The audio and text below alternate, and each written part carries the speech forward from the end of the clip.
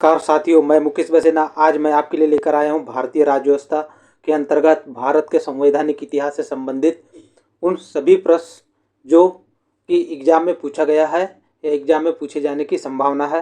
ये जो video lecture है आपके लिए काफ़ी यूज़फुल रहने वाला है। यदि आप चैनल पर पहली बार आएँ तो चैनल को सब्सक्राइब कर लीजिए और लाइक कर दीजिए। चलते हैं प्रश्न की ओर। पहला प्रश्न है, B.R. अम्बेडकर और महात्मा गांधी के मध्य सन 1932 में हस्ताक्षरित पूना समझौते में प्रावधान क्या था? ऑप्शन दिया है भारत के लिए डोमिनियन स्थिति बनाए जाने का। दूसरा ऑप्शन है मुसलमानों के लिए पृथक निर्वाचन क्षेत्र का। ऑप्शन सी है हरिजनों के लिए पृथक निर्वाचन क्षेत्र का। और ऑप्शन डी है हरिजनों के लिए आरक्षण सहित संयुक्त निर्वाचन क्षेत्र का। तो साथियों, इसका सही उत्तर होगा ऑप्शन डी, हरिजनों के लिए आरक्षण सहित संयुक्त निर्वाचन क्षेत्र का। अगला प्रश्न है, वह कौन सा अधिनियम था जिसने भारत में सत्ता ब्रिटिश ईस्ट इंडिया कंपनी से ब्रिटिश क्राउन में स्थानांतरित की थी? भारत सरकार अधिनियम 1833। दूसरा ऑप्शन है भारत सरकार अधिनियम 1835। अगला ऑप्शन है 1947 का अधिनियम और अगला ऑप्शन है अधिनियम 1858 का। तो इसका सही उत्तर होगा ऑप्शन डी, भारत सरकार अधिनियम 1858।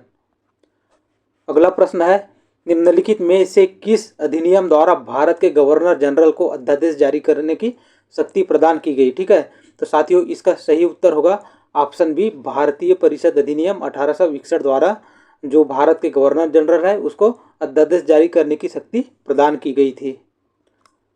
अगला प्रश्न है, यह सिद्धांत कि स्वतंत्र भारत के लिए नए संविधान को तैयार करना मुख्यतः भारतीयों की जिम्मेदारी होनी चाहिए, पहली बार निम्नलिखित में से किस एक में स्वीकार किया गया था?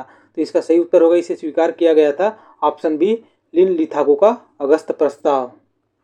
अगला प्रश्न है, रेगुलेटिंग एक्ट कब पारित किया गया था? ठीक है, ऑप्शन दिया है ऑप्शन ए 1773, ऑप्शन बी 1771 और ऑप्शन सी 1785 और ऑप्शन डी 1793। तो साथियों इसका सही उत्तर होगा ऑप्शन ए 1773। अगला प्रश्न है, भारत के गवर्नर जनरल को किस एक्ट के द्वारा अपनी समिति के निर्णय को अस्वीकार करने का अधिकार मिला? ठीक है, तो साथियों इसका सही उत्तर होगा उनको जो उसको 1784 के पीट्स तो साथियों 1784 का पीट्स इंडिया एक्ट के द्वारा अपनी समिति के निर्णय को अस्वीकार करने का अधिकार मिला था भारत के गवर्नर जनरल को। अगला प्रश्न है, पीट्स इंडिया एक्ट किस वर्ष पारित किया गया था? पहला ऑप्शन है 1784, ऑप्शन बी 1901, सी 1819 और डी 1857। तो इसका सही उत्तर ऑप्शन ए 1784। अगला प्रश्न है, निम्नलिखित में से किस अधिनियम को मार्ले मिंटो सुधार के रूप में भी जाना जाता है? ठीक है, तो इसका सही उत्तर होगा ऑप्शन डी, भारत परिषद अधिनियम 1909 को मार्ले मिंटो सुधार के रूप में भी जाना जाता है। मोस्ट इंपॉर्टेंट है, एग्जाम में पूछा जाता है, ध्यान से देखना है, याद रखना है। ठीक है, अगला प्रश्न है, मिंटो मार्ले सुधार का उद्देश्य क्या था? मार्ले मिंटो सुधार का मुख्य उद्देश्य क्या था? तो साथियों मार्ले मिंटो सुधार का मुख्य उद्देश्य था पृथक निर्वाचन प्रणाली की व्यवस्था करना। अगला प्रश्न है, मार्ले मिंटो सुधार बिल किस वर्ष में पारित किया गया था? ऑप्शन दिया है 1905, 1909, 1911 और 1920। सही उत्तर आप कमेंट कीजिए साथों साथ। ठीक है, तो मार्ले मिंटो सुधार जो बिल है इसे सन 1905 में पारित किया गया था। उत्तर होगा ऑप्शन ए 1905। अगला प्रश्न है, मुसलमानों के लिए अतिरिक्त निर्वाचक मंडल प्रारंभ में किसके द्वारा लाया गया था? तो इसका सही उत्तर होगा ऑप्शन बी, मार्ले मिंटो सुधार 1909 द्वारा अतिरिक्त निर्वाचक मंडल प्रारंभ में लाया गया था। अगला प्रश्न है, मार्ले मिंटो सुधार बिल किस वर्ष पारित किया गया था? ऑप्शन दिया है ए 1905, बी 1909, सी 1911 और डी 1920। तो साथियों इसका सही उत्तर होगा ऑप्शन बी, 1909 में मार्ले मिंटो सुधार बिल पारित किया गया था। अगला प्रश्न है, 1909 के इंडियन काउंसिल एक्ट में किस बात की व्यवस्था की गई थी? तो इसका सही उत्तर होगा ऑप्शन बी, सांप्रदायिक प्रतिनिधित्व की व्यवस्था की गई थी। अगला प्रश्न है, मॉन्टेग्यू चेम्सफोर्ड सुधार में प्रावधानों का सार क्या था? तो साथियों इसका सही उत्तर होगा मॉन्टेग्यू चेम्सफोर्ड सुधार में प्रावधानों का सार था ऑप्शन बी, प्रांतों में दोहरा शासन। अगला प्रश्न है, 1946 का कैबिनेट मिशन 3 मंत्रियों से गठित था। निम्नलिखित में से कौन इसका सदस्य नहीं था? तो इसका उत्तर होगा ऑप्शन डी, लॉर्ड एमरी इसका कैबिनेट मिशन का सदस्य नहीं था, जबकि Lord Pethick Lawrence, A V Alexander और सर स्टेफर्ड क्रिप्स, ठीक है, ये क्या थे 1946 के कैबिनेट मिशन 3 मंत्रियों से जो गठित था उनमें ये सदस्य थे। अगला प्रश्न है कैबिनेट मिशन योजना के विषय में कौन सा सही नहीं है? ठीक है, तो आप इसका सही उत्तर होगा साथियों ऑप्शन सी, पाकिस्तान की स्वीकृति कैबिनेट मिशन योजना के विषय में सही नहीं है।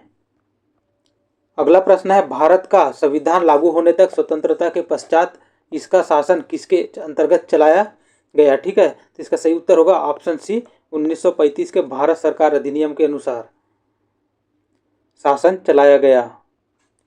अगला प्रश्न है भारतीयों को वर्ष 1947 में सार्वभौम सत्ता सौंपने की योजना निम्नलिखित में से किस नाम से जानी गई? तो इसका उत्तर होगा इसे जानी गई थी ऑप्शन सी, माउंटबेटन योजना के नाम से जानी गई। अगला प्रश्न है कौन सुमेल नहीं है? कौन सा जो है कूट जो दिया है सुमेलित नहीं है? ठीक है, मार्ले मिंटो सुधार, इसका सांप्रदायिक प्रतिनिधित्व ये संबंधित है। भारत शासन अधिनियम 1935 स्वशासन ये सुमेलित है। कैबिनेट मिशन, संविधान सभा का गठन ये भी सुमेलित है, किंतु जो साइमन कमीशन है इसका ये भारत विभाजन से संबंध इसका नहीं है। अगला प्रश्न है भारत शासन अधिनियम 1919 के अंतर्गत विधायिका का अंतिम निर्वाचन किस वर्ष में किया गया था? तो इसका जो निर्वाचन किया गया था उत्तर होगा ऑप्शन सी, 1945 में। अगला प्रश्न है अखिल भारतीय महासंघ स्थापित करने का प्रावधान शामिल किया गया था? कौन से अधिनियम में या कौन से प्रस्ताव में शामिल किया गया था? तो इसका सही उत्तर होगा ऑप्शन ए, भारत शासन अधिनियम 1935 में अखिल भारतीय महासंघ स्थापित करने का प्रावधान शामिल किया गया था। अगला प्रश्न है प्रांतीय स्वायत्तता शुरू करने के लिए भारत की ब्रिटिश सरकार द्वारा कौन सा अधिनियम पारित किया गया था? तो साथियों इसका सही उत्तर होगा ऑप्शन सी, 1935 का भारत सरकार अधिनियम। अगला प्रश्न है भारत में सचिव का पद किसके द्वारा निर्मित किया गया था? इसका सही उत्तर होगा भारत में सचिव का पद भारत सरकार अधिनियम 1858 द्वारा निर्मित किया गया था। अगला प्रश्न है किस भारत सरकार अधिनियम के तहत पहली बार विधायिका में कुछ निर्वाचित प्रतिनिधित्व की मंजूरी दी गई? ठीक है, इसमें को क्या करना है, सुमेलित करना है। तो भारत सरकार अधिनियम 1919 इसका संबंध होगा 3 से, ठीक है, मतलब प्रांतों में द्वैत शासन। भारत सरकार अधिनियम 1935 ये सुमेलित होगा प्रांतीय स्वायत्तता से।